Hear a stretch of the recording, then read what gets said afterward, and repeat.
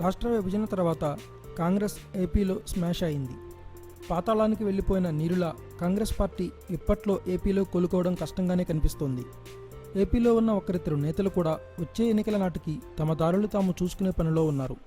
విచిత్రం ఏంటంటే ఏపీలో పాతాళానికి పడిపోయిన కాంగ్రెస్ పార్టీకి ప్రధాన ప్రతిపక్షమైన విపక్ష వైసీపీ మద్దతు ఇస్తోంది. ఇదంతా నందమూరి బాలకృష్ణ ప్రాతినిధ్యం వహిస్తున్న హిందూపురం నియోజకవర్గంలో జరుగుతుండడం విశేషం. బాలయ్య ప్రాతినిధ్యం వహిస్తున్న హిందూపురం నియోజకవర్గ కేంద్రమైన హిందూపురం మున్సిపాలిటీలో 9వ వార్డుకు ఉప ఎన్నిక జరుగుతోంది. ఇక్కడ రాజకీయ పరిస్థితుల ప్రకారం టీడీపీకి వైసీపీకి హోరాహోరీ పోరు జరగాల్సి ఉంది.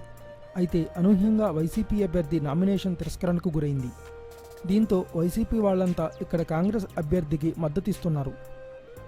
పీసీసీ అధ్యక్షుడు రఘువీరారెడ్డి సైతం ఇక్కడ రంగంలోకి దిగి కాంగ్రెస్ అభ్యర్థికి మద్దతుగా ప్రచారం చేస్తున్నారు. వైసీపీ నాయకులైతే పరోక్షంగానూ కొందరు ప్రత్యక్షంగానూ టీడీపీని ఎలాగైనా ఓడించాలన్న ఉద్దేశంతో కాంగ్రెస్కు గట్టిగా సపోర్ట్ చేస్తున్నారు.